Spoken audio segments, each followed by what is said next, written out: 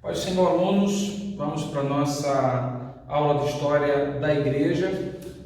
Semana passada nós paramos na Idade Média, falamos um pouco da história da Igreja no período das trevas, e que não foi só um período das trevas na história geral, mas foi também um período de trevas para a história da Igreja. Terminamos a Idade Média com a Igreja extremamente decaída moralmente, institucionalmente, com um grande poder financeiro, lembrando que na Idade Média a Igreja chegou a ser proprietária de mais de um terço de todas as terras da Europa, um grande poder financeiro, um grande poder político, a Igreja influenciando reinos, impérios e com o apoio dos senhores feudais, e nenhum poder espiritual. Tá? Já no finalzinho da Idade Média, literalmente, nós temos o declínio do feudalismo, dos senhores feudais.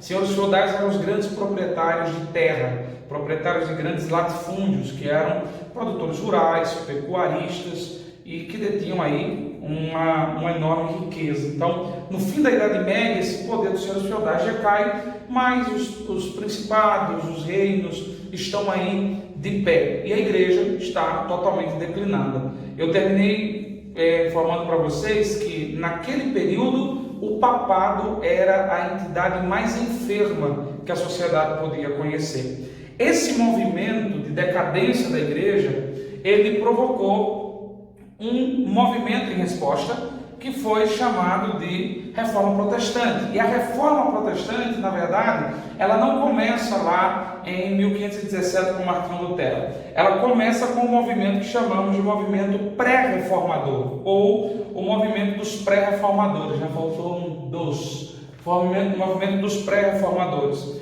Essa movimentação, essa grande movimentação da Igreja, essa grande decadência, gerou uma inquietação no coração de muitos padres, de muitos monges, que estavam vendo a Igreja perder o seu rumo, se descaracterizar e não admitiam essa decadência que a Igreja estava vivendo. Então, eles começaram a mobilizar-se para reformar a Igreja. Tá? O movimento de pré-reforma foi uma reação ao declínio moral da Igreja no fim da Idade Média. Eles buscavam confrontar a Igreja com as Escrituras. Então, naquele momento, se levantaram monges, padres, pessoas que exerciam funções pastorais, estudiosos da Bíblia, para mostrar à Igreja, a instituição, que ela estava longe das Escrituras e chamá-la de volta às Escrituras. Então, eles queriam a confrontação e o retorno da Igreja às Escrituras e queriam o acesso da Bíblia a todas as pessoas. Nesse momento, eu falei para vocês na aula passada sobre alto clero e baixo clero, e o alto clero como sendo aqueles que não queriam que o conhecimento chegasse à população. Isso resultou em uma missa rezada em latim, isso resultou em uma Bíblia escrita somente em latim e não na língua de todos os povos, e agora os pré-reformadores começam um movimento para que as Escrituras fossem popularizadas, ou seja, chegasse ao alcance de todas as pessoas. Não preciso dizer para vocês que isso foi extremamente mal aos olhos da Igreja Católica daquela época, e os pré-reformadores, na sua maioria, foram executados e mortos. Nós poderíamos falar de muitos movimentos pré-reformadores, o movimento dos valdenses e outros movimentos que foram na época muito importantes, mas eu escolhi alguns nomes só para que vocês se situem, já que a nossa aula é um panorama da história da Igreja. Tá? Quem sabe mais na frente nós falemos aí em cursos modulares mais específicos acerca desse tema da história da Igreja, e pontuando com maior detalhe, mas só para chamar a atenção, no movimento pré-reformista nós temos John Wycliffe, bastante conhecido pelo dicionário Wycliffe, bastante conhecido pela Fundação Wycliffe, que é uma organização que busca traduzir a Bíblia para povos não alcançados. John Wycliffe ele foi um dos primeiros a tentar essa reforma. E a ideia de John Wycliffe era uma reforma eclesiástica e doutrinária da Igreja. A Igreja, eclesiástica e doutrinariamente, deveria ser transformada. E ele chega a chamar o Papa de Anticristo, pela seguinte razão: ele tinha uma máxima, um pensamento que está sintetizado aqui nas suas palavras, dizendo o seguinte: a verdadeira autoridade espiritual é aquela que usa do seu dom para servir ao outro. Quem usa o seu dom para servir a si mesmo é falsa autoridade espiritual. E aí quando ele olha para o Papa e vê o Papa enriquecendo, cobrando impostos e massacrando e empobrecendo a população, ele vai dizer que o Papa, na verdade, não é um representante de Cristo, o Papa é um anticristo, Ele vai sofrer perseguição da igreja, mas ele tem uma plataforma muito grande para difundir suas ideias para reformistas, porque ele na Inglaterra vai ensinar na Universidade de Oxford, ou seja, é um intelectual, ensina na Universidade de Oxford e começa a tradução da Bíblia, primeiro o Novo Testamento, do latim para o inglês, e os seus seguidores, depois da sua morte, vão traduzir o Antigo Testamento também para o inglês. Ou seja, a causa de John Wycliffe, nós temos o Novo Testamento traduzido aí para a língua inglesa, e isso é um evento importantíssimo. Até hoje o movimento que leva o nome de John Wycliffe trabalha com a tradução da Bíblia para povos não alcançados. Então esse foi um ícone no movimento pré-reformador. Um outro ícone era Girolamo Savonarola. Tá? Girolamo Savonarola, conhecido na história como o Épico de Florença, ele foi um grande pregador daquela época, na Itália, Florença na Itália. Girolamo Savonarola, ele tinha uma característica, sua pregação era forte. Creio que o livro Eles Andaram com Deus, eu recomendo essa leitura, fala que ele era um homem magro, alto, de lábios grandes e que pregava de uma forma muito incisiva. Ele declarou em uma das suas pregações que a Igreja Católica era uma prostituta desavergonhada. Então ele bate de frente com a igreja, chama a igreja de prostituta desavergonhada, e não preciso dizer que o resultado disso foi a sentença de Savonarola à morte. Savonarola era um pregador bastante popular no meio do povo. A história de Savonarola, sua biografia, vai dizer que quando ele pregava no sábado pela manhã, na igreja em que exercia o seu ministério, já na sexta-noite, a partir da meia-noite, os crentes começavam a chegar e se colocar na porta da igreja, porque a igreja lotava de uma forma que não havia espaço para mais ninguém. Então, se ele pregasse no domingo pela manhã, a partir da meia-noite, começava a se reunir pessoas para poder garantir um lugar dentro do templo para ouvir Girolamo Savonarola. Ele foi morto, foi queimado, salvo equívoco, convidado a negar aquilo que disse, convidado a se retratar. Ele não se retrata, ao contrário, ele reafirma tudo que falou acerca da confrontação com a igreja mata Savonarola. Um outro nome, esse mais famoso, é o morável João Hus. Ele também vai viver um movimento de tradução da Bíblia, grave essa nacionalidade, ele é morável, certo? Ele também vai buscar traduzir a Bíblia para o idioma do seu povo. Ele gera um movimento que é o movimento dos hussitas, e dos moráveis, eu creio que na aula que vem nós vamos ver isso, caso eu consiga terminar o que eu pretendo nessa aula. Dos moráveis nós vamos ver o grande avivamento morável, e que vai marcar as missões modernas. E essa história dos moráveis entrando na história da igreja começa com João Hus, que começa também o processo de tradução da Bíblia. Veja que os pré-reformistas tinham um plano muito categórico, era levar a palavra de Deus ao povo, confrontar a instituição com a palavra, dizer que vocês estão falhando com a palavra, e fazer com que a Bíblia chegasse às classes mais baixas, que não tinham acesso a ela. João Hus foi colocado em praça pública sobre uma fogueira, a parte da Bíblia que ele havia traduzido foi colocada no seu peito, foi acorrentado no seu peito, e quando lhe deram a oportunidade de dizer suas últimas palavras, ele disse as seguintes expressões: vocês estão matando o pato, porque o nome Hus tem uma relação com o nome pato, mas daqui a 100 anos Deus levantará o cisne, e a esse vocês não poderão calar o seu canto, nem assar e nem queimar. Essa profecia de João Hus, mais na frente, foi interpretada como sendo a mensagem acerca da chegada de Martinho Lutero. 116 anos depois, aproximadamente, Deus levantaria Martinho Lutero, mas João Hus morreu naquele episódio queimado em uma fogueira. Então, muitos movimentos se organizaram, o movimento dos valdenses, por Pedro Valdez, e outros tantos movimentos dentro da igreja que foram aí abafados, foram literalmente apagados, extinguidos dentro da igreja, porque a igreja era a instituição mais poderosa no fim da Idade Média, começo da Idade Moderna. E havia na mentalidade do homem medieval um sentimento muito grande de medo de Deus, medo da ira de Deus, medo daquilo que o Papa falasse, daquilo que a igreja falasse. Era um sentimento de medo, não era temor, não era reverência. Então, esses movimentos não haviam ganhado tanta força. A verdade é que esses movimentos não foram em vão. A morte dos pré-reformadores vai resultar mais na frente com o que nós vamos conhecer por reforma protestante.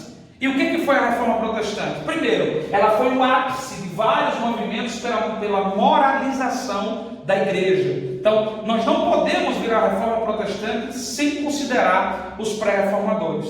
Tá? A reforma é o ápice desse movimento de moralização da igreja instituição. Ela vai acontecer no final do século XVI, Ela é um movimento de renovação doutrinal, ético e eclesiástico da igreja. Então, a reforma protestante ela buscava mudar, reestruturar essas questões doutrinais, éticas e eclesiásticas dentro da igreja. Tá? O pensamento da doutrina, aquilo que é trazer a ética cristã, aquilo que a igreja julgava como sendo ético, deveria estar conforme a palavra, e a parte eclesiástica falava da estruturação das questões físicas, papado, bispado e demais organizações, principalmente do alto clero. O baixo clero, na maioria das vezes, eram mais piedosos do que o alto clero. Né?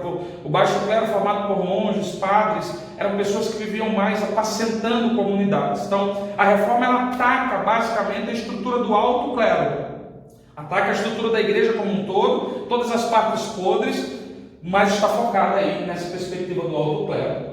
Seria mais conveniente para nós, uma observação, ao invés de dizer reforma protestante, tratarmos do termo no plural, reformas protestantes. Porque como nós vamos ver, foram várias reformas, nós não vamos ver todas, né?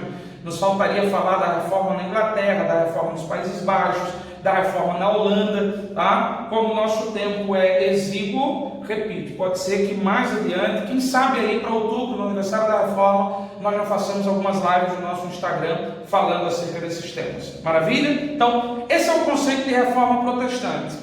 De onde ela parte? Quais são os pontos principais? 2 pontos são principais na discussão da reforma. Primeiro, a salvação, que a igreja dizia que era produzida por ela, ou seja, o Papa podia condenar e salvar quem ele quisesse. E segundo, a autoridade da igreja, né? A autoridade da igreja é questionada, a autoridade papal é a autoridade da igreja, porque a igreja se colocava inclusive acima das escrituras, como ainda hoje. A igreja católica apostólica romana, ela diz estar acima das escrituras. As escrituras foram dadas para ela, então ela pode fazer, interpretar e dizer qual é a interpretação das escrituras, como bem entender. A reforma trouxe 2 golpes fortíssimos nessas estruturas. Primeiro, salvação não é pelo que diz a igreja, não é razão das indulgências, salvação é pela fé na justiça de Deus. Esse é o ponto chave de abertura da reforma. O que vira a chave, que dá partida no motor da reforma protestante, é a mensagem da salvação. Tá? A salvação vem pela fé na obra justificadora de Deus. Nada do que o homem faça pode comprar ou garantir a sua salvação. E aí nós vamos ver que as indulgências tinham essa ideia de comprar a salvação. E segundo a autoridade da igreja, na pessoa do Papa, agora os reformadores, todos eles vão declarar a mesma coisa. O Papa não é infalível, mas as escrituras são inerrantes. Ou seja, a palavra última de autoridade na igreja não é do Papa. A palavra última de autoridade da igreja é a Escritura, ou são as Escrituras Sagradas. Isso é um golpe tremendo na estrutura da igreja, já que o Papa, como detentor da última palavra, e a igreja, como detentora da autoridade sobre a Bíblia, dizia como ela deveria ser interpretada. E aí você não podia interpretar a Bíblia fora da interpretação católica. Um dos frutos da reforma, a livre interpretação da Bíblia. Daí a razão pelas quais surgiram várias correntes teológicas, cada uma com seus pontos positivos e também com suas deficiências. Mas nesse momento se quebra a ideia de autoridade papal e de infalibilidade do papado. Só as escrituras são infalíveis e inerrantes. A gota que faz transbordar o copo na reforma protestante são as indulgências. O que eram as indulgências? As indulgências eram literalmente a compra do perdão. Falei um pouco delas na aula passada. Tá? A ideia das indulgências era o seguinte: quem pecasse não deveria pedir perdão a Deus, deveria pedir perdão ao bispo, deveria pedir perdão ao Papa, porque eles poderiam conceder o perdão. E aí, de onde surgem as indulgências? De uma ideia muito simples na cabeça da igreja: se eu posso dar o perdão porque tenho autoridade para isso, eu também posso vender o perdão. E surgem então as indulgências, tá? Inclusive o absurdo da indulgência plenária. E o que era a indulgência plenária? Era o perdão por todos os pecados que você já cometeu e aqueles que você ainda vai cometer. A depender do preço que você pagasse, você, por causa daquele preço pago, já estaria salvo, independente do que você fizesse daí para frente. Essa indulgência plenária, ela tinha sido oferecida no período das cruzadas. Lembra das cruzadas? Falei na aula passada. Para quem lutasse pela igreja na tentativa de reconquistar a Terra Santa, a igreja daria indulgência plenária, ou seja, já estaria garantido o seu lugar no céu. Mas aqui, no momento da reforma, no fim da Idade Média, a igreja está vendendo isso. E você poderia comprar para si, você poderia comprar para um parente, você poderia comprar para o seu pai que faleceu, para o seu irmão que morreu e você está na dúvida se ele está no purgatório ou não. Então, essa indulgência plenária era algo que a igreja vendia e garantia que tiraria as almas do purgatório. É tão terrível que os historiadores vão dizer que quem comprasse as indulgências sairia mais limpo do que Adão antes da queda. Esse era um ditado, né, que os historiadores registram. Quem comprasse as indulgências estaria mais limpo, mais puro dos seus pecados que Adão antes da queda. Ou seja, Adão antes da queda, feito em justiça e santidade, não se compararia em pureza àquele que comprasse as indulgências. Marketing para venda. Tá? E o pior de tudo, que o comprador não necessariamente precisaria estar arrependido dos seus pecados. Ou seja, não era uma questão de arrependimento, eu me arrependo e eu estou pagando o preço, ainda que financeiro, para receber o perdão. Não, eu pequei, mas eu quero garantir que eu não vou para o inferno, então eu vou pagar por essa indulgência plenária, e agora eu estou mais puro do que Adão antes da queda, porque Adão antes da queda foi afetado pelos pecados que ele cometeu, e quem comprasse a indulgência plenária não, os pecados que ele cometesse daí para frente já estariam perdoados. Esse barulho de trem não caiu bem nos ouvidos de muita gente. Os pré-reformadores faziam um movimento, mas no seio da Igreja Católica, Deus estava preparando um homem chamado Martinho Lutero. Todos nós conhecemos Martinho Lutero, pelo menos já ouvimos falar dele, correta ou erroneamente. Eu ouço muita gente falar equivocado de Martinho Lutero, mas quem era ele? Ele era um homem de uma família intelectualizada, estava sendo preparado para ser um advogado, era um homem com uma mentalidade medieval, tá? Medo da morte, medo da ira de Deus, aquela ideia de morrer e ir prestar contas com Deus, isso angustiava Martinho Lutero, tanto que a sua história com o catolicismo romano, mas a sua história que leva a ser um monge, a se tornar um monge agostiniano, começa em uma tempestade muito forte, e ele está ali no meio dessa tempestade, tendo medo da morte, ele faz um voto a Santa Ana. E por causa desse voto, ele entra para a ordem católica dos augustinianos, a ordem de Santo Agostinho, que naquela época era a ordem católica de monges mais rigorosas que existia. Então, ele passa a ser um monge agostiniano, ele estuda teologia, se torna mestre em teologia, doutor em teologia. Então, Lutero não era simplesmente, como já ouviu falar, um monge qualquer num monastério na Alemanha revolucionou a igreja. Não era um monge qualquer, tá? O cara era intelectualizado, estava sendo preparado para ser um jurista, era mestre, doutor em teologia e tinha toda uma estrutura intelectual por trás de si. Os sentimentos de Lutero, eles são muito claros nos seus escritos. Lutero tem uma característica diferente dos demais reformadores, Calvino, Zwinglio. Ele era poético, né? O hino Castelo Forte, por exemplo, é um fruto da reforma protestante. Os seus sentimentos sempre estavam muito à mostra, e quando ele escreve acerca do que ele sentia antes desse processo todo que ele vivia, ele vai dizer que a primeira coisa que o angustiava, Lutero tinha uma compreensão, uma convicção e um sentimento da sua alta pecaminosidade. Então Lutero tinha esse sentimento de que era um pecador terrível, um pecador inveterado, um pecador irrecuperável. Essa é uma sensação que Lutero tem. Quando você lê os seus escritos, você vai ver que essa perspectiva pessimista que está lá em Santo Agostinho, que influenciou profundamente o calvinismo, de que o homem sempre é pior do que aquilo que ele imagina ser, isso nós precisamos dosar, moderar um pouquinho. Não é que nós sejamos ouro puro de Ofir, como alguém diz por aí, mas precisamos ter cuidado com a intensidade que nós colocamos isso. Lutero trouxe a teologia de Santo Agostinho tão forte para cima de si, que ele desenvolve um sentimento amargo sobre a sua pecaminosidade. E ele mesmo escreve dizendo que chega a odiar Deus. Quando ele leu sobre a justiça de Deus em Romanos, ele chegou a odiar Deus. Por quê? Porque ele nunca alcançaria aquela justiça. É como se Deus estivesse fechando as portas do paraíso para ele. É como se Deus estivesse negando a salvação. Ele tem ódio de Deus, ele chega a odiar Deus porque ele é incapaz de alcançar aquilo que Deus pretendia para ele. Então, ele se flagelava para expurgar os seus pecados com medo da ira de Deus. Alguns historiadores vão dizer que, por muitas vezes, ele foi encontrado desacordado no seu quarto, de tanto que se autoflagelava, era uma prática não incomum naquela época, um chicote com algumas pontas de couro, tiras de couro, e chicotear as costas para expurgar, causar dor no corpo, para tirar os maus pensamentos pecaminosos. E Lutero, por muitas vezes, foi encontrado aí desacordado no seu quarto, se autoflagelando com esse sentimento de medo de Deus. Tá? Ele tinha esse sentimento de, e aí, quando eu encontrar Deus, como será? Mas, no meio do seu processo, na sua cátedra, nas suas aulas de teologia, ele tem um encontro com a palavra de Deus.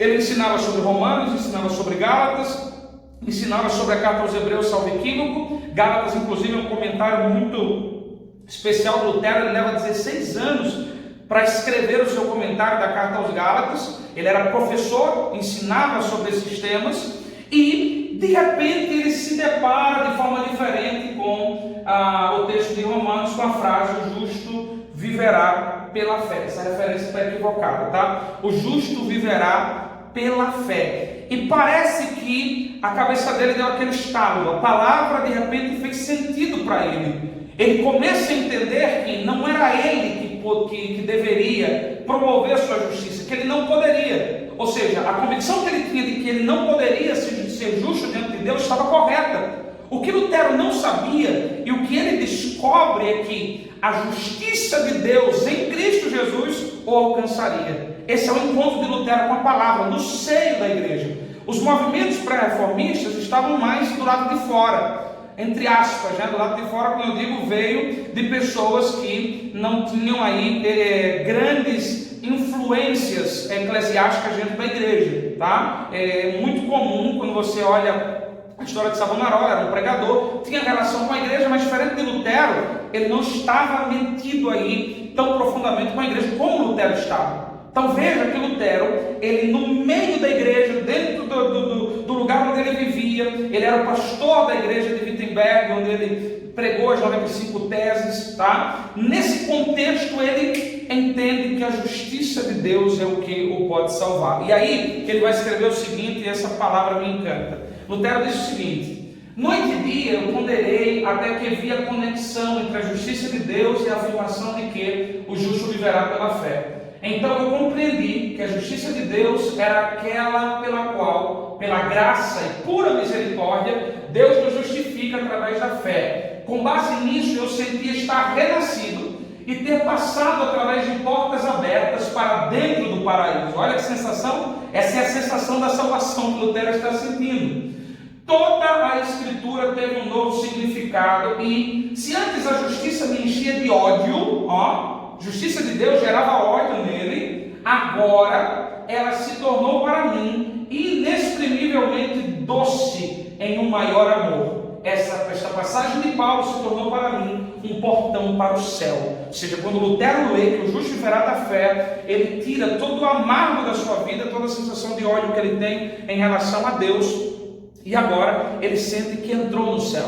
Esse entrou no céu, na verdade, é a convicção, a certeza da salvação que é gerada e produzida no coração de Martinho Lutero. Então, nesse momento em que ele se encontra com a palavra, ele se desliga do pensamento medieval. A ideia medieval de que o homem poderia promover sua salvação, ou comprando pela indulgência, ou fazendo o que fosse necessário, ela agora está abolida do pensamento de Lutero. E isso era nada mais nada menos do que o pensamento da igreja. Por isso, quando ele se desconecta da ideia do homem medieval, medo de Deus, medo da ira de Deus, medo da morte, essa busca desenfreada de, inclusive com bens materiais, comprar a sua salvação, quando ele se desconecta disso, ele olha para a igreja e ele vê que toda a igreja está baseada nesse propósito. Que o pilar da liderança papal era levar os seus súditos a buscarem a sua salvação, que estava na mão do Papa. Então ele vai confrontar a igreja, e quando ele confronta a igreja, ele o faz com a doutrina da justificação pela fé, com a célebre declaração que o artigo pelo qual a igreja se mantém ou cai é a justificação pela fé. Ele diz o que vai dizer se a igreja está coerente ou incoerente em relação às Escrituras e ao propósito salvífico de Cristo é a justificação pela fé. Isso é um golpe tremendo dentro da igreja,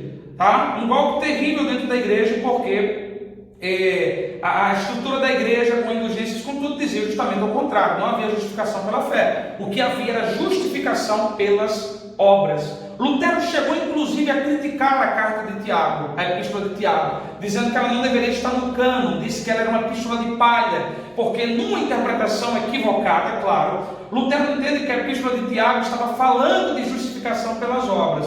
Não é. Quando você lê Tiago, Tiago está dizendo que porque eu sou salvo, eu produzirei frutos, eu produzirei obras, e não o contrário. Tá? A Igreja Católica dizia, eu produzo obras para ser salvo. Tiago dizia, eu produzo obras porque sou salvo. Lutero não entendia bem a carta de Tiago, por isso ele fez essa crítica. Ele está aí com sangue no olho e faca nos dentes para derrubar essa estrutura de que a salvação se obtém através do seu mérito.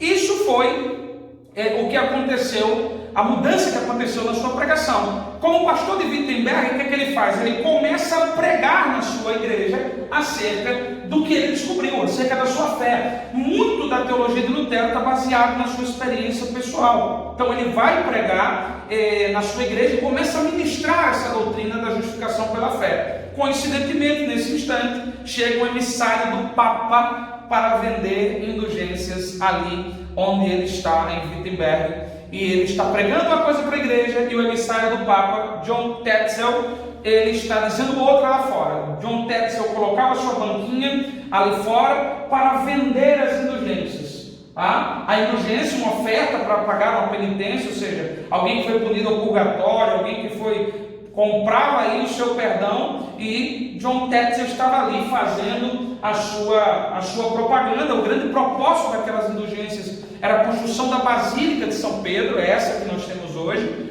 nós não, né? Essa que está hoje construída lá no Vaticano, era o grande propósito, era a construção daquela luxuosa basílica. E John Tetzel tinha um marketing, né? Lutero pregando dentro do templo, e John Tetzel lá fora dizendo, cada vez que uma moeda cair no cofre do altar, salta uma alma do purgatório. Esse era o marketing. Imagine, hoje para nós que estamos vivendo aí mais de 500 anos depois da Reforma, isso é absurdo ouvir, mas para a sociedade que estava saindo do período medieval naquela época, claro, já temos, se você é mais curioso, o período da renascença cultural, renascimento cultural, a busca pela arte, pela cultura, o humanismo. A sociedade estava vivendo a transformação, mas a grande maioria, principalmente os povos mais simples, ainda tinham um medo absolutamente absurdo de Deus e da Santa Igreja Católica Apostólica Romana, a Santa Sé. Ainda acreditavam credulamente, porque não tinha uma Bíblia acessível para elas,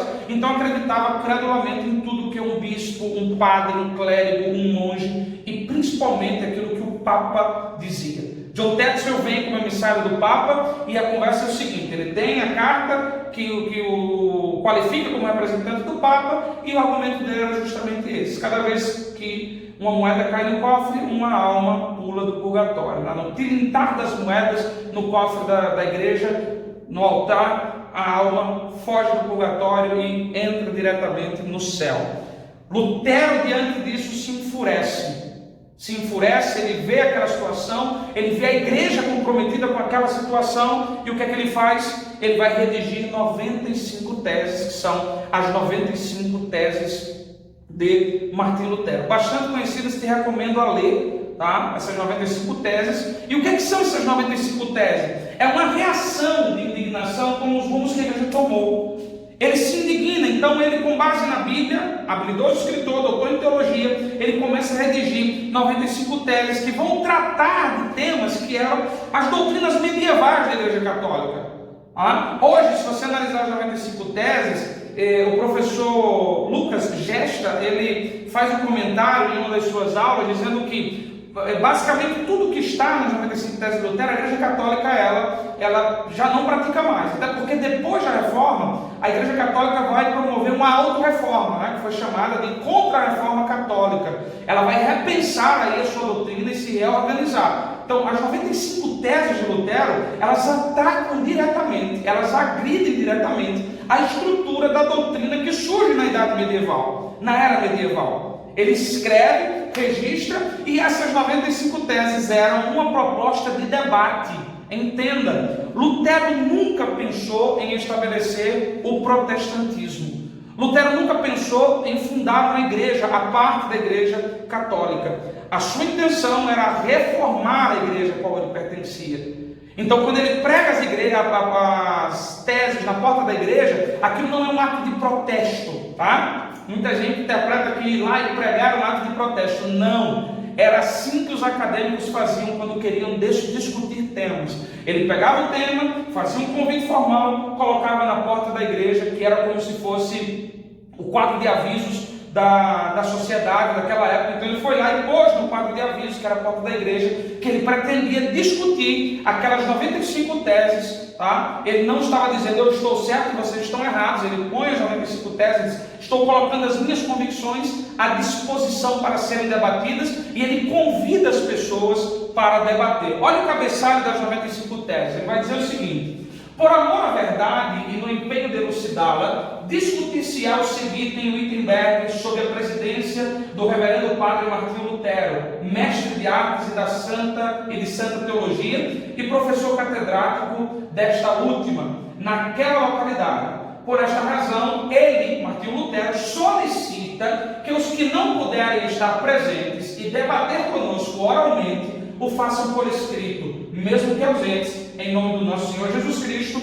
Amém. Veja que as 95 teses são um convite para debater. E ele inclusive diz, se você não pode vir, vem aqui, analise, leia as 95 teses, faça as suas antíteses, ou os seus comentários, as suas considerações, e envie para que possamos enriquecer o debate acerca dos rumos da nossa Santa Igreja Católica Apostólica Romana. Então a intenção dele era chamar a igreja a refletir. Não pensou em sair da igreja.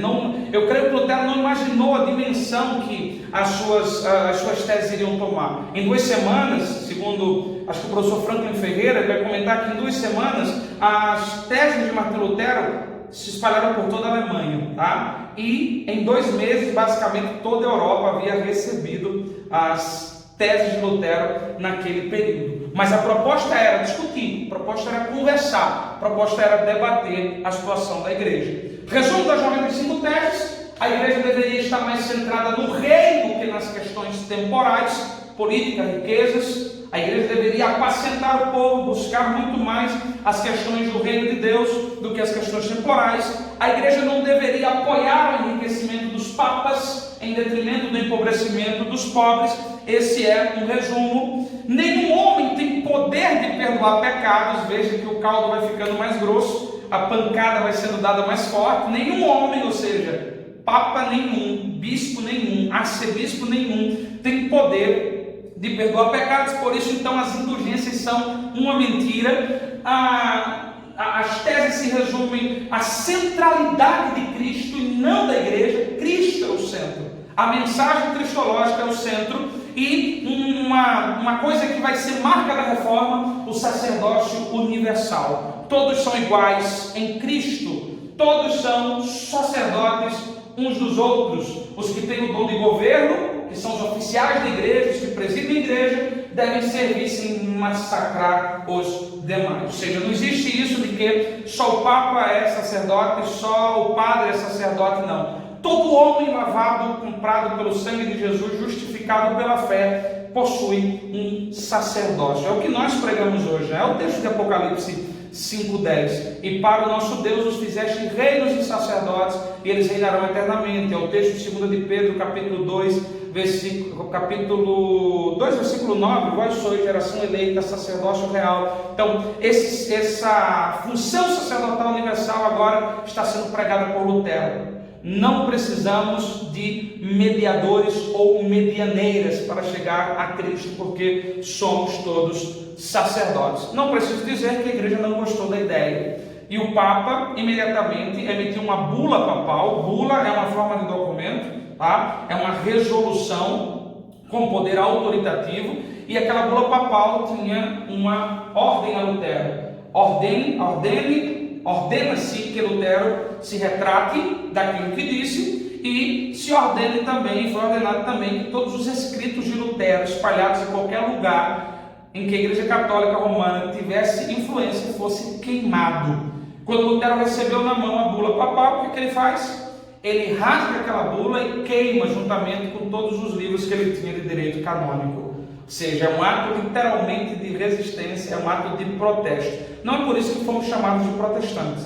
A palavra protestante ela surge um pouco depois, na situação de que, quando alguns estados romperam com a Igreja Católica queria exigir dos seus governantes que o edito que obrigava, que dava liberdade de culto ao catolicismo fosse imposto. Ou seja, a Igreja Católica queria fazer culto dentro dos estados protestantes, com base naquilo que eles conquistaram durante o Império. E aí, esses estados evangélicos começaram a protestar, se insurgiram contra isso, e por isso o nome protestantes, porque eles resistem a essa ideia da Igreja Católica. O ato de Lutero é um ato de resistência, é um ato de protesto, mas muito mais é um ato de ruptura com a Igreja Católica. A Igreja reage, ele resiste, mas não foi somente a Igreja que reagiu, o Império também reagiu. Lutero é chamado em 1521 a uma reunião chamada de Dieta de Worms, na cidade de Worms. Essa reunião ela vai durar 2 dias. Ela é convocada pelo imperador do Sacro Império, Carlos V, e os príncipes da Alemanha. Eles vão passar 2 dias debatendo, e a ideia é que Lutero se retratasse diante de todos os príncipes, dissessem: me retrato, rejeito aquilo que disse, nego aquilo que preguei. O que acontece? Lutero não se retrata, ao contrário, ele rompe diante do imperador do Sacro Império Romano, do Sacro Império Carlos V, diante dos príncipes da Alemanha, diante das autoridades políticas, maiores autoridades políticas da sua época. Lutero simplesmente mantém-se inalterável, literalmente inamovível nas suas convicções. E quando ao final dos debates pedem que Lutero dê uma resposta clara, direta e objetiva acerca do que ele quer daqui para frente, Lutero vai dizer o seguinte: já que me pedes uma resposta simples, darei uma que não deixa margem à dúvida, a não ser que alguém me convença pelo testemunho da Escritura Sagrada ou com razões decisivas, não posso me retratar, pois não creio nem na infalibilidade do Papa, nem na dos concílios, porque é manifesto que frequentemente se tem equivocado e contradito. Fui vencido pelos argumentos bíblicos que acabo de citar, e minha consciência está cativa à palavra de Deus. Não posso e não quero retratar-me, porque é perigoso e não é certo agir contra a sua própria consciência. Que Deus me ajude. Amém. Essas foram as últimas palavras de Lutero diante da Dieta de Worms. E aqui estava declarada sua ruptura com o Estado. Antes que você imagine e pegue só a última parte, onde ele diz que não é justo e é perigoso ir contra a sua consciência, veja o que ele vai dizer. Ele vai dizer que ele pensava como a Igreja Católica, ele pensava como o Sacro Império, ele pensava e concordava com tudo aquilo que ele está combatendo agora, mas ele vai declarar: fui vencido argumentos bíblicos. Ele está dizendo que a minha mentalidade, que era igual à dos papas, dos bispos, a minha mensagem que eu pregava em Wittenberg, que estava alinhada com a Igreja Católica, ela foi vencida pelos argumentos bíblicos e agora a minha consciência está cativa à palavra de Deus. Então, quando ele diz que é perigoso ir contra a sua consciência, ele não está falando de uma consciência cauterizada. Ele não fala de uma consciência comprometida com outra coisa que não a palavra de Deus. Ele diz: a minha consciência é cativa à palavra de Deus e eu não posso ir contra ela, que Deus me ajude. Amém. E ele realmente precisaria de ajuda, porque a partir desse momento nós temos um novo momento, um novo dia para o cristianismo, um novo momento que o cristianismo vai viver. E que novo momento é esse? A ruptura com o Estado. Até aqui, desde o Império, a igreja estava caminhando muito entrelaçada ao Estado, e a partir da Reforma Protestante surge esse conceito de Estado laico. Claro que não necessariamente nesse momento, mas a Reforma Protestante vai pregar essa separação entre o poder temporal e o poder da igreja. O Estado laico, não ateu. O Estado ateu é aquele que declara não crer em Deus.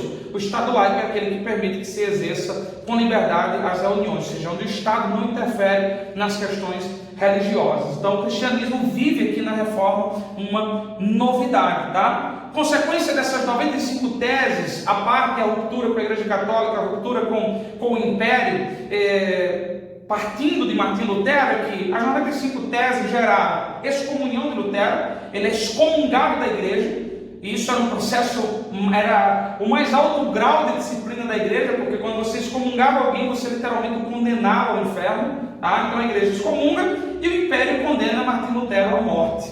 E aí um amigo, Frederico, o sábio, vai sequestrar Lutero e escondê-lo em um castelo. É literalmente um sequestro, né? Lutero é literalmente sequestrado, escondido no castelo, e para a sociedade, quase como um todo, se pensou por muito tempo que Lutero estava morto, que o Império havia matado Lutero, até que, do exílio onde ele estava, ele começa a publicar as suas obras. Nesse período de exílio, nesse período que ele está escondido, ele começa a realizar produções teológicas e, em razão da imprensa, ele divulga essas obras. A prensa de Gutenberg havia sido recém-desenvolvida, isso facilita o trabalho de publicação teológica de Martim Lutero, inclusive traduzindo a Bíblia do latim para o alemão, uma obra que vai ser publicada aí em 1534. Uma obra que ele publica em 1534, mas que ele se dedica até o resto da sua vida aperfeiçoando, lendo, relendo, corrigindo, atualizando palavras. É a tradução de Lutero da Bíblia do latim para o alemão. Então, quando o povo pensava que Lutero havia morrido, do exílio surgem as produções literárias de Lutero. Consequências de Lutero. Quais foram as grandes consequências de Lutero? Primeiro, enfraquecimento da relação política com o papado. Essa é uma grande consequência, porque agora se verificou, alguns estados passam para pensar, Lutero pode ser que ele tenha razão, e muitos estados rompem com o papado. Muitos estados aí rompem sua relação de subserviência ao papado, suas relações econômicas. Então houve um enfraquecimento dessa relação. Houve uma reformulação para muitos monges do voto de celibato, ou seja, muitos monges passam a se casar. Então existe uma contestação do voto do celibato, que existem alguns historiadores que apontam que nasce na Idade Média e que tinha o propósito dos padres não deixarem herdeiros a causa da grande riqueza da Igreja Católica, né? Se esses herdeiros não quisessem seguir a vida clerical, poderiam levar essa riqueza, tá? O culto celebrado em alemão, até então a missa era em latim, agora temos o culto em alemão, que todos podem entender, a Bíblia em alemão, à mão de todo mundo, para que todo mundo possa ler, e temos um sistema de educação para todos. Sim, um dos grandes pontos altos da reforma foi o ensino público de qualidade, ou seja, a Igreja Católica não se preocupava em esclarecer o povo. Os reformadores, tanto Lutero, você vai ver Ulrich Zwinglio, Calvino, todos eles se preocuparam com a questão da educação, da escolarização do povo, de esclarecer o povo. Então, havia uma visão do que era primordial para os reformadores, e essas foram consequências de Lutero. Ainda como consequência de Lutero, houve uma grande resistência à igreja, resistências armadas, revoltas, guerras, revoluções dos camponeses, até que chegou em 1555 o Tratado de Paz de Augsburgo. Os protestantes da Alemanha ganharam o direito de seguir a sua religião, ou seja, o catolicismo agora admite assinar um tratado de paz para que os protestantes pudessem exercer a sua religião. Essas foram conquistas de Lutero. Essa é a reforma partindo da Alemanha, mas ela não fica somente na Alemanha. Eu tenho a reforma na Suíça, em Zurique, através do reformador Ulrico Zwinglio. Ulrico Zwinglio, que nasce em 1484, ou seja, ele é contemporâneo de Lutero, ele nasce na Suíça, ele era um profundo estudioso da Bíblia, tá? Alguns eu coloquei de parênteses aí, que era uma coisa incomum para um monge na sua época. Alguns sacerdotes, haviam sacerdotes que eram analfabetos, porque basicamente liam as suas homilias, né? As suas homilias de culto, não se preocupavam em estudar profundamente. Ulrico Zwinglio era um estudioso profundo da Bíblia, inclusive dos seus originais, e ele prega contra o movimento de conquista da salvação por meio das revoltas, ou por meio das obras, que era o espírito das cruzadas. Falei na aula passada para vocês que a promessa para que o povo fosse lutar pela Igreja Católica na conquista de Jerusalém era: venha lutar e vocês vão ganhar a sua salvação. Ulrico Zwinglio, estudando a Bíblia, apesar de estar distante de Martinho Lutero, ele vai chegando às mesmas conclusões que Lutero. Então veja, a reforma protestante ela eclode na Alemanha, mas tanto os movimentos pré-reformistas, já estavam eclodindo, quanto movimentos reformistas estavam acontecendo até mesmo antes da eclosão da reforma de Martinho Lutero. Ulrico Zwinglio pregava contra as questões de conquistar a salvação por mérito próprio. A teologia de Zwinglio era muito próxima da de Lutero. Havia esse questionamento quanto à salvação e o questionamento quanto à autoridade papal. A diferença é que Zwinglio era um pouco radical em que aspecto? A sua filosofia, a sua famosa frase é: se está na Bíblia, adotaremos, se não, rejeitaremos. Debaixo dessa perspectiva, quando ele implanta a reforma em Zurique, na Suíça, ele proíbe música no culto, ele proíbe qualquer símbolo, imagem ou decoração na igreja, ele proíbe vestes, por quê? Porque não estava na Bíblia. Então, tinha que estar na Bíblia para que pudesse fazer parte do culto da vida cristã. Ele tem uma motivação diferente da de Lutero, na sua proposta de reforma, e ele está motivado a aprofundar os seus estudos da Bíblia. Então, o movimento em Zurique, na Suíça, ele eclode, ainda que de forma discreta, antes do movimento da Alemanha por Martinho Lutero. Mas agora, quando a Alemanha explode com a reforma, Ulrico Zwinglio encontra força nisso tudo. E se verifica que há uma proximidade nas teologias de Zwinglio e de Lutero. Tanto que eles vão tentar se conciliar. Então, se convoca o colóquio de Masburgo, em 1529, que é uma reunião onde Zwinglio e Lutero dariam as mãos e se declarariam parceiros nesse processo de reforma. Ou seja, os luteranos alemãos e os seguidores de Zwinglio na Suíça tentariam dizer: somos uma só teologia. Então foram discutindo e apertando as mãos ponto a ponto, até que chegaram no tema da Santa Ceia. E no tema da Santa Ceia, qual era o problema? Lutero ainda tinha o pensamento católico apostólico romano, agora um pouco mais flexibilizado. A Igreja Católica cria na transubstanciação, a hóstia se tornava o corpo, literalmente, e o vinho era literalmente o sangue. Martinho Lutero cria na consubstanciação, era pão, era vinho, mas estava ali a presença real, a Eucaristia, a presença real de Jesus no pão e a presença real de Jesus no vinho, enquanto para Ulrico Zwinglio, como foi para Calvino, a Santa Ceia era um ato simbólico. Então, quando chegou nesse ponto, a discussão foi tão grande que Martinho Lutero se recusa a apertar a mão de Zwinglio, lhe dá as costas e diz: nesse ponto não temos o mesmo espírito. E aí o colóquio de Masburgo perde a sua função, que era unir teologicamente essas duas vertentes, o luteranismo e a teologia de Ulrico Zwinglio. Esse movimento reformado, agora apoiado pela ideia de que na Alemanha a coisa já havia eclodido, ele cresce em Zurique, tá? 2 anos antes, inclusive, de Lutero fixaram as 95 teses. Úrico Zwingli já havia levantado uma proposta de reforma, já havia contestado as indulgências, ele já havia expulsado emissários de papas da cidade de Zurique e, ironicamente, ele já havia feito um churrasco de salsicha na quaresma, no período da quaresma, onde não se podia comer carne. Então, 2 anos antes de eclodirem as 95 teses, já havia essa proposta de reforma, tá? Já havia essa movimentação. Imagine que era desafiar a igreja fazer um churrasco de salsicha publicamente no período da quaresma, tá? Infelizmente ele não conseguiu essa conciliação com Martinho Lutero. Mas o que acontece? A reforma em Zurique, ela rompe com a igreja católica, literalmente rompe os seus laços, tá? E ela se forma uma reforma dentro da Suíça, literalmente. Ela sai de Zurique e se espalha dentro de toda a nação suíça, com uma mudança na estrutura da igreja. Tá? Na doutrina de Zwingli, o culto ele muda sua dinâmica, um culto sem música, um culto sem vestes sacerdotais, um culto sem qualquer símbolo no seu entorno. Eu vi um professor dizer que na cabeça de Zwingli a igreja deveria cultuar em um ambiente que fosse como uma caixa de papelão, ou como uma caixa sem nenhum enfeite, sem nada, porque a Bíblia não continha essas informações. Mas a verdade é que essa reforma dentro da Suíça ela ganhou bastante força. Pela primeira vez aí surge um Estado protestante dentro desse contexto, ainda que dentro do contexto da reforma, tá?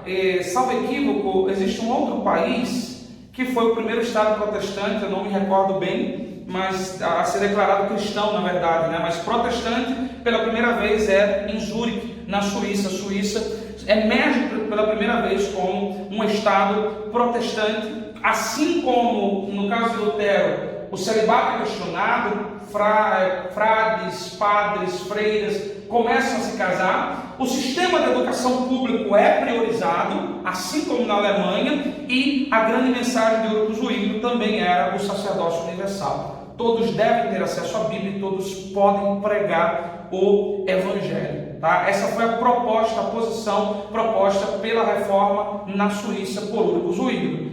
Assim como na reforma alemã, a igreja católica vai reagir. E a reação da igreja foi forte. A igreja católica invadiu Zurique com o seu exército. Na batalha de Kappel, Úrico Zwingli foi morto em batalha. Era literalmente uma batalha, uma guerra.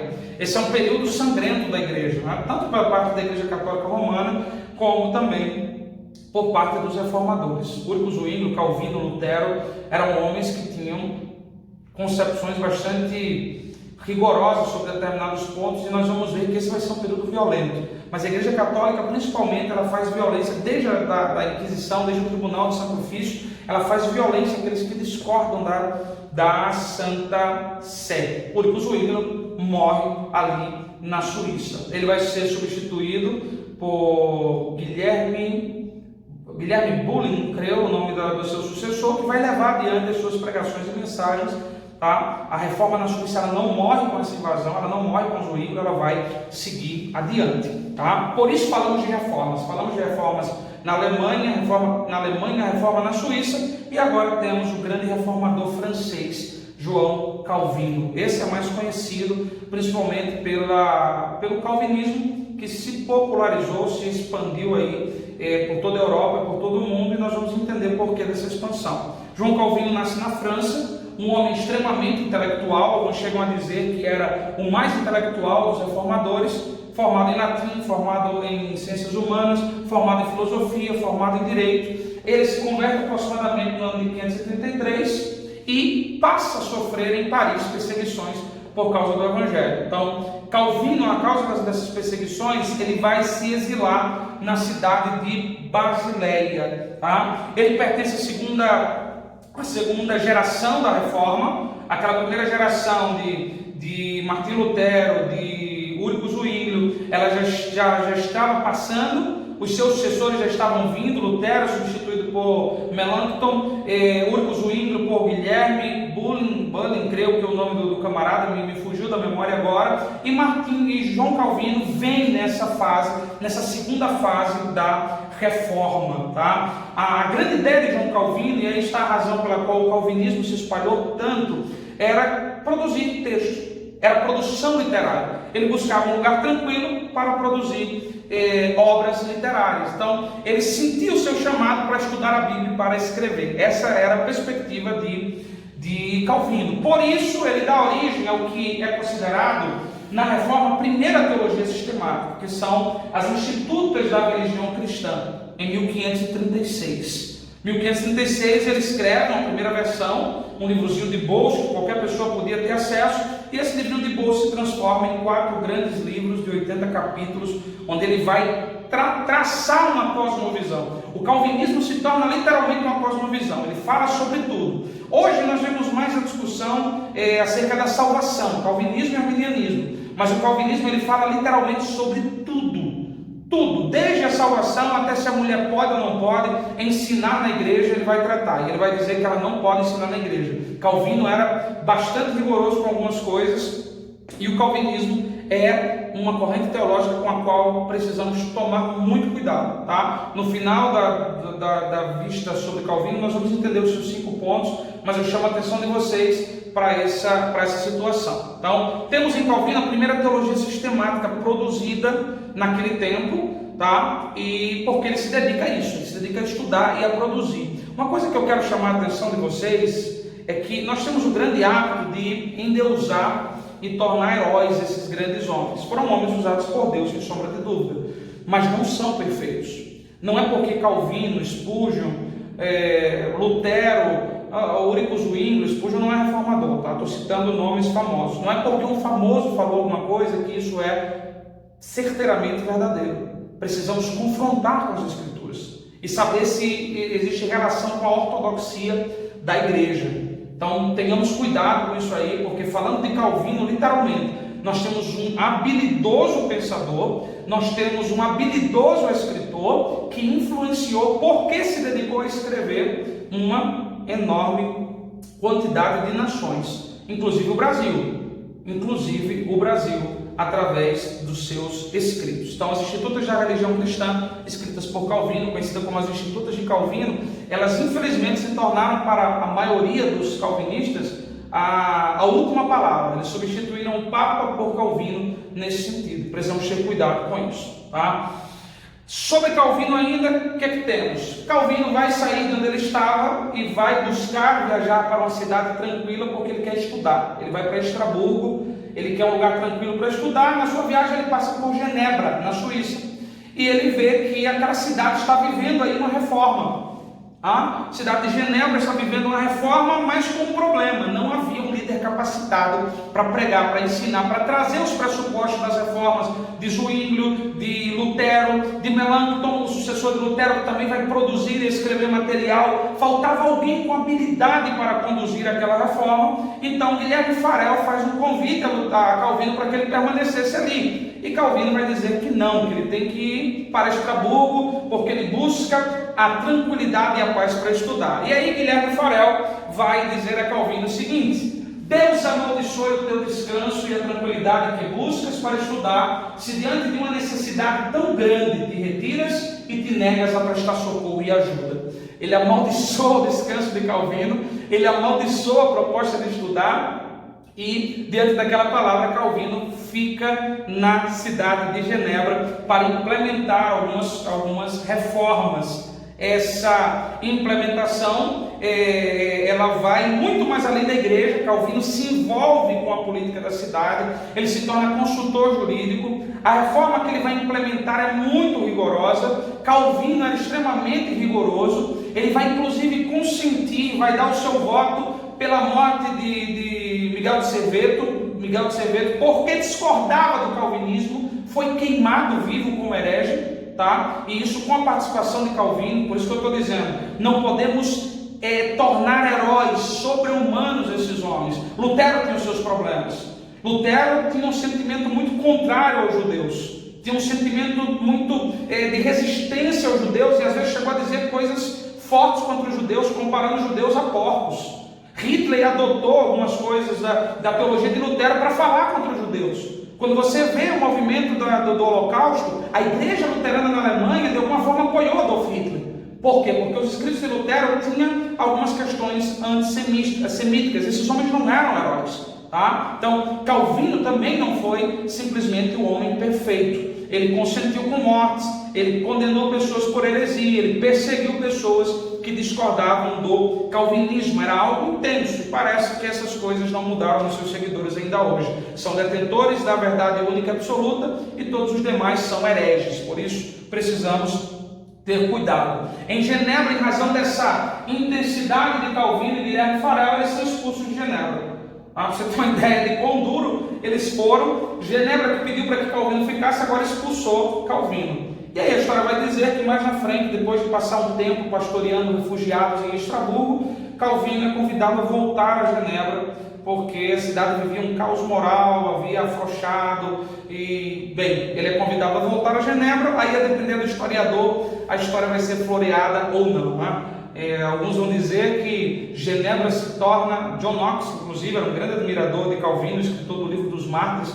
John Knox vai dizer que Genebra se torna o grande padrão de uma cidade cristã, um lugar de elevação, literalmente, para aqueles que queriam entender o cristianismo. A verdade é que com Calvino, Genebra se torna o centro da cultura da teologia calvinista, tanto que temos hoje a Bíblia de Estudo de Genebra, que nasce. Não sei se a nossa, há uma discussão se a que chegou no Brasil é original ou não é original, mas a Bíblia de Genebra é justamente uma Bíblia com os comentários daquilo que é os pressupostos da teologia calvinista desenvolvida ali em Genebra. Isso vai influenciar aí outros países, tá?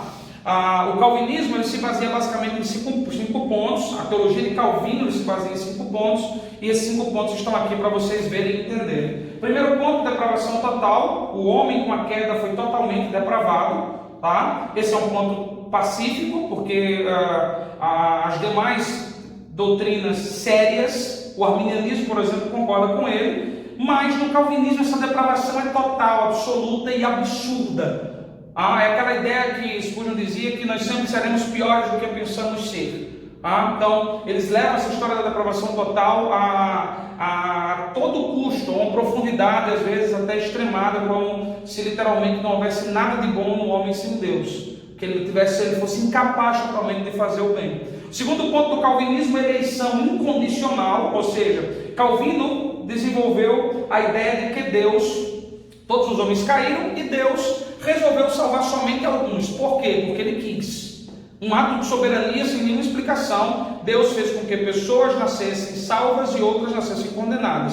O que nasce salvo nunca será condenado, o que nasce condenado nunca poderá alcançar a salvação. Esse é o tema da eleição incondicional. Ou seja, o homem já nasce com seu destino traçado. Ele já nasce predestinado, é a doutrina da predestinação incondicional, ele já nasce predestinado ou ao céu ou ao inferno. E aí, predestinação é uma coisa que vai estar dentro da teologia calvinista, né? Ou seja, Deus criou o homem, Deus disse para o homem não pecar, mas Deus já havia determinado que o homem pecasse.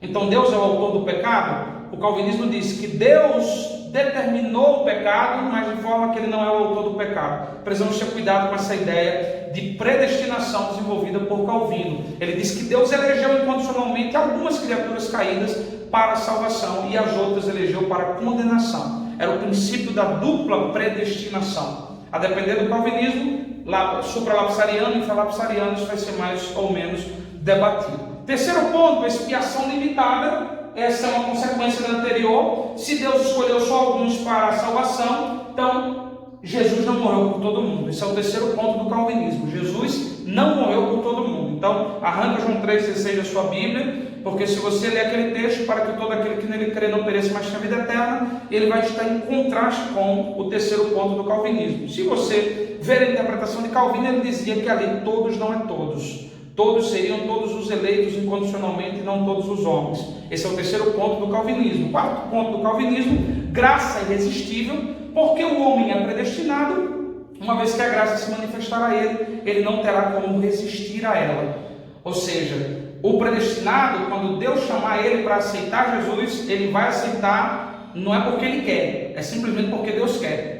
Ele pode não querer, mas porque ele é predestinado, Deus vai fazer com que ele queira. Então a graça é irresistível e o homem não pode dizer não para ela. E o quinto ponto é a perseverança dos santos. É o famoso uma vez salvo, salvo para sempre. Ou seja, é impossível perder a salvação.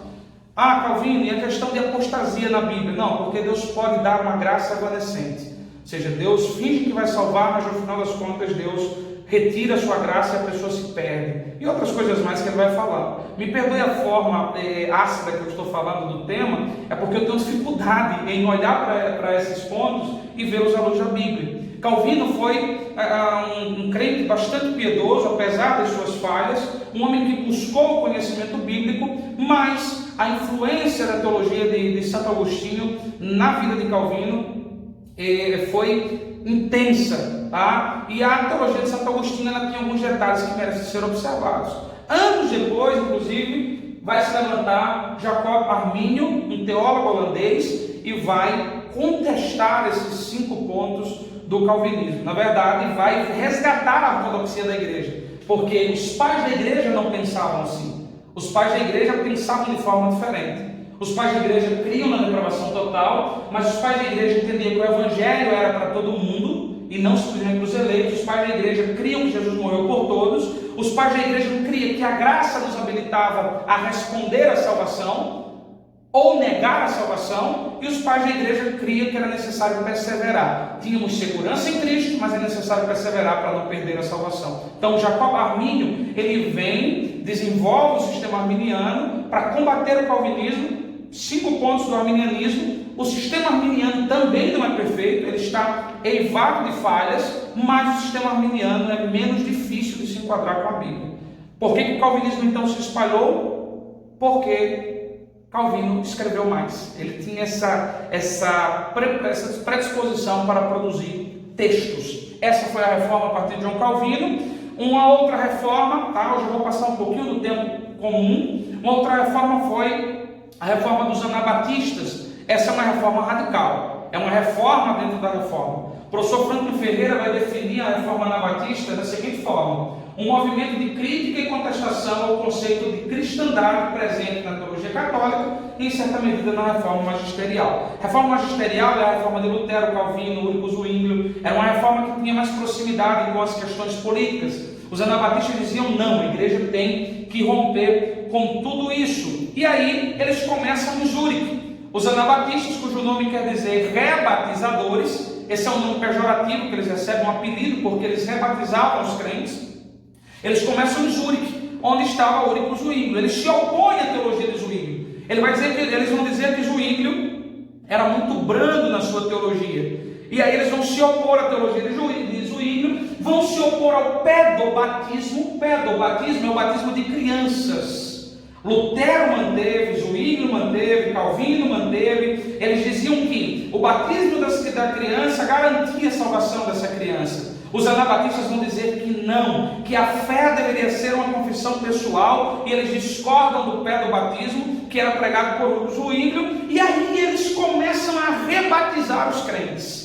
Aí está o problema, tá? Eles começam a rebatizar os crentes porque ele entendia que a igreja deveria ser composta por crentes regenerados, submetidos à disciplina eclesiástica, preparados para ser discípulos e que não tivessem nenhuma relação com o Estado. Para os anabatistas, a igreja deveria ser perseguida porque ela sempre estaria em conflito de interesses com o Estado.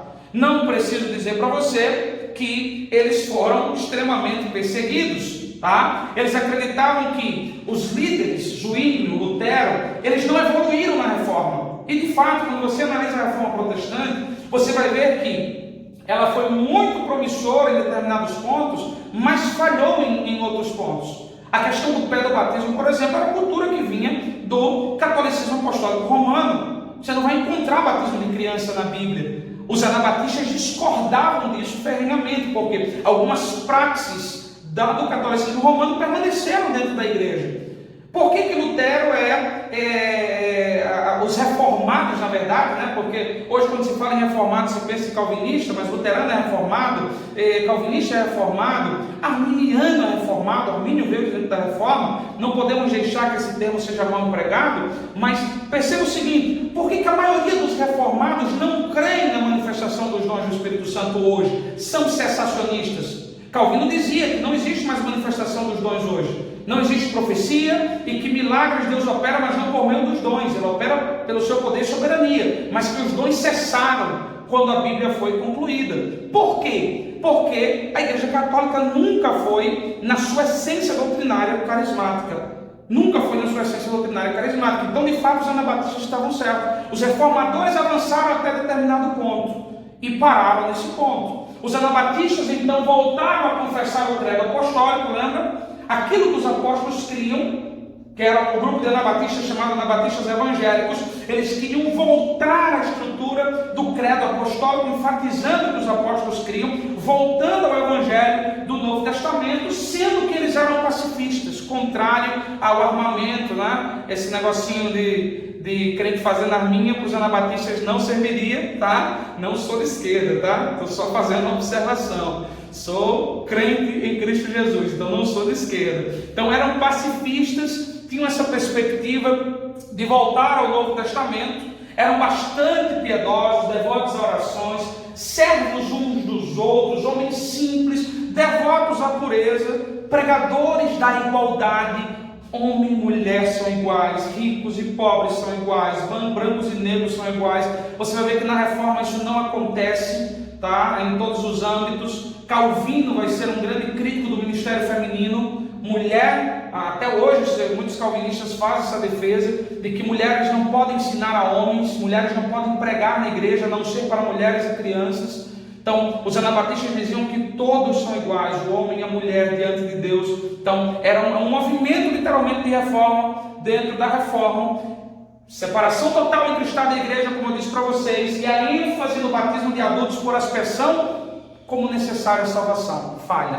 Aqui está uma falha teológica. O desenvolvimento da teologia deixa claro de que o batismo não é essencial para a salvação. O batismo é uma declaração de salvação, ou seja, para os anabatistas era necessário ser batizado nas águas para poder ser salvo. Tá? Nós vemos o batismo de uma outra forma, não como um elemento para a salvação, mas como uma declaração pública do nosso pacto de salvação com Deus. Os anabatistas, na época, foram considerados hereges. Por que considerados hereges? Porque somente grupos que se enxergavam fora da igreja rebatizavam os seus membros. Somente seitas, grupos religiosos que se dividiam da igreja promoviam o rebatismo. Então, quando a igreja católica viu rebatizar, quando os protestantes os viram rebatizar, os exércitos católicos e protestantes vieram e estraçalharam os anabatistas. Ulrich Zwingli foi um grande perseguidor dos anabatistas, um grande perseguidor. Declarou a morte, consentiu, determinou a morte de muitos anabatistas. A mais famosa história do massacre foi a destruição da cidade de Münster. Tropas católicas e protestantes, os anabatistas, chamados de anabatistas escatológicos ou espiritualistas, queriam construir o milênio naquela cidade, e vieram os católicos e protestantes e bum, esmagaram aquela galera, mataram, e as mortes eram as piores possíveis. Mortes por esquartejamento ainda vivo, ou seja, amarrava a pessoa viva a cavalos, 4 cavalos, cada um em cada membro, os cavalos corriam e a pessoa era rasgada. Morte afogados. Como eles eram rebatizadores, então era uma ironia, né? Era um insulto, vamos amarrar e vamos jogar dentro d'água, e eles morriam afogados, queimados. E aí alguns apontam que morreram mais anabatistas por essa perseguição do que cristãos nos 3 primeiros séculos das grandes perseguições da igreja. E o protestantismo, os reformadores, ou o reformador Ulrich Zwingli, estava aí no meio dessa perseguição. Outros reformadores mais à frente também vão perseguir a comunidade dos anabatistas. Tá? Os anabatistas tiveram como grande figura também no seu tempo o padre Menon Simon, que deu origem à igreja menonita, né? Que ainda hoje é muito conhecida aqui na América do Sul. No Peru existe a igreja menonita, pessoas que ainda pregam aquele princípio de vida simples, de igualdade, de piedade, de devoção. Tá? Então, os anabatistas foram um grupo importante dentro da reforma. Uma outra reforma que nós vamos ver agora, e última dessa aula, é a reforma anglicana na Inglaterra. Essa reforma foi estranha, ela foi diferente das demais, ela foi influenciada pelos escritos de Lutero, mas havia um problema. A Inglaterra, que estava recebendo os escritos de Lutero, lhes faltava uma figura para promover essa reforma. Lhes faltava uma figura, tá? E essa figura não aparece até que, em uma artimanha política, a reforma começa com o rei Henrique VIII. Qual era o problema de Henrique VIII? Ele se casou com Catarina de Aragão, era uma princesa espanhola, tem com ela uma filha, Maria Tudor, que Tudor é justamente a família que ascende ao trono depois da Guerra das Duas Rosas, que foram guerra entre duas grandes famílias aí da Inglaterra durante muitos anos. Essa família Tudor se levanta, tá? O rei Henrique tem essa filha, Maria Tudor, com Catarina de Aragão, mas ele precisava de um filho para garantir a transição do trono e satisfazer o seu desejo de ter um filho. Catarina já não podia mais lhe dar filhos. Então ele pede ao Papa que dissolva, que anule o seu casamento. Resposta do Papa: nois, não. Está proibida a anulação porque a igreja não apoiava o divórcio. Ele se revolta com aquilo, ele tenta várias vezes, não consegue, a dissolução do seu casamento está negada. O que ele faz? Antes do seu casamento ser dissolvido, ele se deita, vai para a cama com Ana Bolena, que depois passa a ser uma das suas esposas, né? Ele teve mais outros 4 casamentos depois disso. Ana Bolena engravida, depois que ela já está grávida, o seu casamento é dissolvido por Tomás Cranmer. O nome é bem difícil de pronunciar. Então se dissolve o casamento por esse arcebispo, tá? Era o arcebispo da Cantuária. E quando se dissolve o casamento, é claro que Henrique VIII havia comprado uma briga com a Igreja Católica. Então o que ele faz? Existe um movimento aí de reforma, ruptura, protestantismo? Maravilha. Ele convence o parlamento a romper com o catolicismo, com a Igreja Católica. E esse ato, considerado na época, em 1534, um ato de soberania, foi o ato em que o parlamento inglês rompe o seu pacto político com a Igreja Católica. E aí, ele se declara, tá? Só está repetindo o slide, ele se declara como chefe supremo da Igreja Católica. Ele seria o supremo bispo da Igreja Anglicana, perdão. Surge aí a Igreja Anglicana. E o seu supremo chefe, o seu cabeça, era o rei Henrique VIII, o supremo chefe da Igreja Anglicana, rompido com a Igreja Católica, tá? Esse sentimento provocou muita gente dentro da Inglaterra a dizer: opa, então a reforma chegou aqui, vamos reformar. A Igreja Anglicana se estabelece muito com o movimento político. Esses homens e mulheres com sentimento de reforma tentam promover a reforma, mas acabam sendo perseguidos, mortos por Henrique VIII. Quem discordasse, a igreja era comandada pelo rei, o rei tinha o poder na mão. Quem discordasse morreria, porque essa igreja ela rompeu politicamente com a Igreja Católica, mas durante muito tempo ela ficou vinculada em termos de costumes. E não se esqueça, a Igreja Anglicana estava debaixo da autoridade do rei. Passa o reinado de Henrique, tá? O seu filho Eduardo IV, Henrique VIII passa, o seu filho Eduardo IV, um menino ascende ao trono. A história vai dizer que ele era um menino, que ele era muito doente, mas ele teve um corregente chamado Eduardo Seymour. E Eduardo Seymour era simpatizante dos protestantes, ele simpatizava com a ideia de reforma. Então ele começa a permitir esse movimento reformista, ele começa a dar abertura para os protestantes dentro da Inglaterra, e nós temos aí uma reforma de fato começando, culto na língua inglesa e outras características mais da reforma a partir do governo de Eduardo VI e o seu corregente Eduardo Seymour, tá? Então a reforma começa com Henrique VIII. Durante o governo de Henrique VIII ela é somente política, ela não tem nada a ver com a reforma religiosa. Henrique VIII dizem que ele morreu católico, ele morre ligado ao catolicismo. Somente na sucessão com Eduardo VI é que a reforma começa a ser implementada, mas dentro dessa reforma, por Eduardo VI, nós temos depois da sua morte a filha de Henrique VIII com Catarina de Aragão, que é Maria Tudor, chegando ao trono, chegando a ser rainha, uma católica ferrenha, conhecida na história como Maria a Sanguinária, porque ela vai promover uma das piores perseguições aos protestantes. Então Maria Sanguinária, ela vai matar muita gente. E nessa matança que ela promove na Inglaterra, em toda a região da Grã-Bretanha, muitos crentes vão fugir da ilha para o continente. A Grã-Bretanha é uma ilha, e eles vão fugir para o continente. E, como estavam fugindo por causa do protestantismo, eles vão buscar cidades de referência. Eles tinham na Alemanha a cidade de Frankfurt e tinham também ali na Europa a cidade de Genebra. A cidade de Genebra. Quando eles vão para essas cidades, eles se deparam com os escritos luteranos e calvinistas. E aí a reforma ganha muito mais força fora, ingleses fora da Inglaterra, até que a rainha Elizabeth I acalma essa agonia, né, com a morte da Maria Sanguinária. Elizabeth I acalma essa tensão entre protestantes e católicos. Esses protestantes começam a voltar agora muito mais seguros das doutrinas levantadas na reforma protestante e começam a promover uma reforma de fato. Começam a promover uma reforma de fato dentro da igreja anglicana, tá? Isso no governo de Elizabeth I. Quais são os frutos da reforma então? E aqui nós já estamos concluindo a nossa aula. Eu passei aí 20 minutos da hora estabelecida, mas quais são os frutos da reforma? Nós temos vários, tá? Poderíamos seguir falando da reforma nos Países Baixos, da reforma na Holanda, mas falamos das principais e das mais influentes, né? A Inglaterra, inclusive, naquela época, a causa do seu grande governo, comércio, levou o evangelho a muitos lugares por causa da reforma, tá? Por causa da reforma, o evangelho foi levado a muitos lugares. E qual foram as consequências, os resultados positivos da reforma? Surgimento de várias igrejas. Hoje essa multiplicidade de igrejas vem em razão da reforma.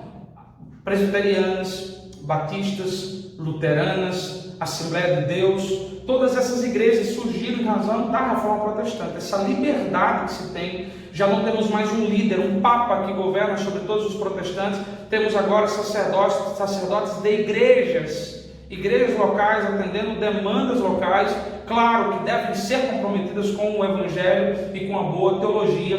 Diminuição do poder da igreja sobre o Estado, a separação da igreja e Estado é uma herança da reforma. Tradução da Bíblia para outros idiomas, porque a grande busca desde os pré-reformadores, como John Wycliffe e John Hus, era que a palavra de Deus chegasse às pessoas. Educação pública para diversas pessoas. O sistema de educação provocado pela reforma foi extremamente importante. Se estabelece um padrão em questão de educação pública a partir da reforma. E, teologicamente falando, as 5 solas da reforma. Sola fide, somente a fé, são 5 declarações acerca do que baseia o pensamento reformado, tá? Que vem de Lutero. A partir de Lutero, na verdade, ele se revela, mas vem dos pré-reformadores, dos reformadores, e chegam a essa conclusão em 5 solas. Sola é a palavra somente, né? Somente ou só. Então, primeira sola, sola fide, ou somente a fé como elemento único que pode promover salvação. Sola gratia, ou somente a graça. Somente pela graça nós somos salvos. Solo Christus, somente Cristo. A reforma pregou a centralidade de Cristo. Cristo está no centro. Só lhe deu glória, adoração exclusiva a Deus e a ninguém mais. E por fim, uma das grandes marcas da reforma, só a Escritura, ou somente as Escrituras. As Escrituras como elemento de autoridade, como a última palavra de autoridade. Esse foi o tema esse resumo da nossa reforma protestante, tá? Desde os pré-reformadores até o período da reforma. Na aula que vem, possivelmente, estaremos estudando aí os grandes avivamentos e a história das missões modernas. Se tiver dúvida, me escreve aí. Deus abençoe vocês e até semana que vem.